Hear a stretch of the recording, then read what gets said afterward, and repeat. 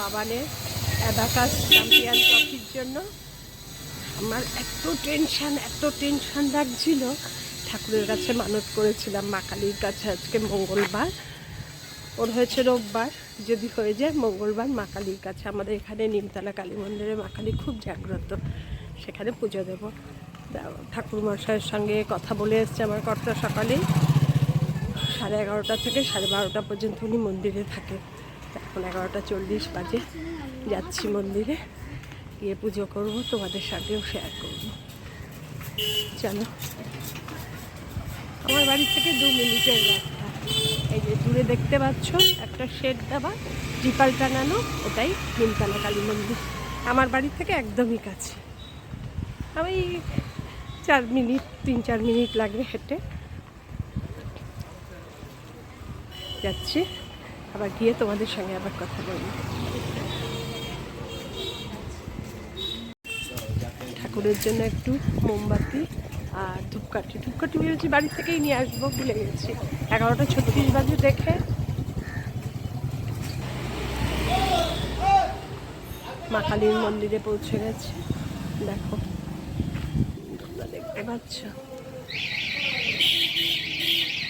এই নিমতলা কালী মন্দিরে একটা বিশাল গল্প আছে, তোমাদের পরে শোনাবো।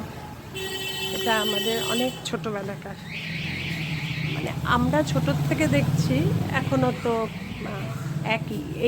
একই মূর্তি, একই রং, এই রঙেই মায়ের পুজো হয়। ঠাকুরমশাই, আমি কি দেরি করে ফেললাম? না, ঠিক আছে।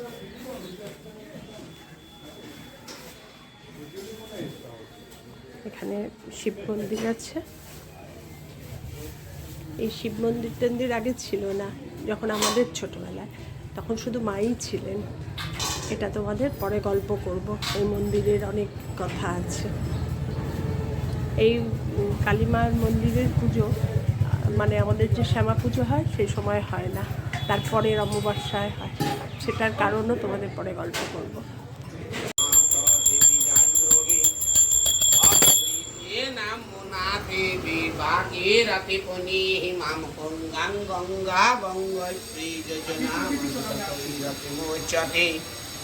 ওং গঙ্গা ওং গঙ্গা ওং গঙ্গাম ওং সৈদ্য পাতক সংহন্তি সৈদ্য দুঃখ বিনাশিনী সুকদা মুকদা গঙ্গা গঙ্গৈব পরমাঙ্গতি। ওং বিষ্ণু ওং বিষ্ণু ওং বিষ্ণাম ওং তদ বিষ্ণু পরমাং পদং সদা পশ্যন্তি সূরয়র্দিবিবাম চক্ষুরা ততম পবিত্র পবিত্রু বা সর্বস্তাঙ্গতু বিবান যাত্বারে পুণ্ডরে কাকশ ভাজ্য অভ্যন্তর সংকেতভাবি শান্তি গুরু গদা পানি নারায়ণ নমস্তুতে পূর্ণবেক মহাভাগ মলুর শ্রী বলো প্রভম মহিষ ভুজনাত্তায় তৎপত্রাণি চিদামহম কান্দাত পরহন্তি পুরুষা পুরুষাস্পরি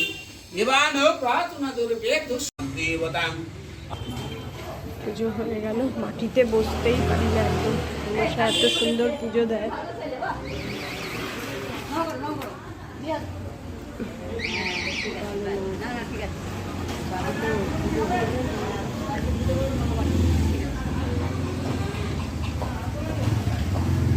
খুব সুন্দর পুজো দিলাম।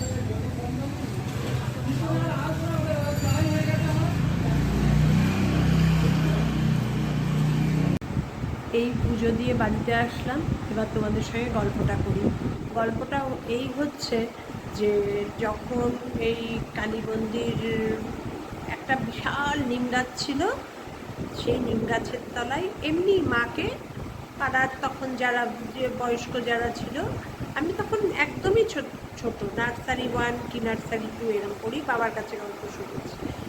সেই নিম গাছের তলায় মাকে প্রতিষ্ঠা করা হয়েছিল।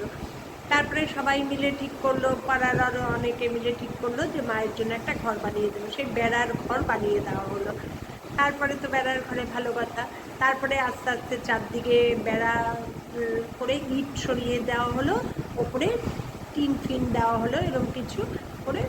তখন আমি বড় 1-2 পড়ি, একদিন ভোরবেলা উঠে শুনি মার গায়ে, আর মা ভীষণ জাগ্রত, সবাই যা যা মনোবাসনা পূরণ হতো মাকে টিপ, টিকলি, এরকম নাকছাবি এসব দিত। মার প্রচুর গয়না। তা একদিন সকালবেলা ঘুম থেকে উঠেছি, তখন আমি 1 কি 2-এ পড়ি। উঠে শুনি মায়ের সমস্ত গয়না তো চুরি করেই নিয়ে গেছে, দরজা ভেঙে তারপরে মার গায়ে আগুন দিয়ে রেখে চলে গেছে। ভাবতে পারো মানুষ কি! আজ থেকে আমি 50-60 বছর আগের কথা বলছি, 60 বছর না, 50 বছর আগের কথা বলছি, কারণ আমার বিয়েই হয়েছে 40 বছর, তারও আরও 10 বছর আগের কথা, 50 বছর আগের, 50-52 বছর আগের কথা বলছি। তারপরে ওই ঠাকুরকে আবার প্রতিষ্ঠা করা হলো, তখন সবাই মিলে ঠিক করলো যে ইটের গাঁথনি হবে, সবাই পাড়ার সবাই চাঁদা দিল, কেউ 200-500 না, সব 1000, 2, 3 করে ছাদ ঢালাই হলো, ঠাকুরের এই হলো, টাইলস বসিয়ে।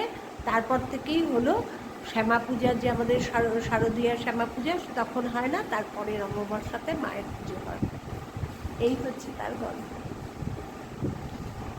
ঠাকুর ভীষণ জাগ্রত, যে যা মনে করে ভাবে পুরোবেই। এটা ঠাকুর পুজো দিয়ে এসে স্নান করে উঠে গেছি, চুল ভেজা, এসে বসে আছি, ভাবলাম তোমাদের সঙ্গে গল্পটা শেয়ার করি। এটা কেমন লাগলো আমার পুজো দেওয়া নিমতলা কালী মন্দির।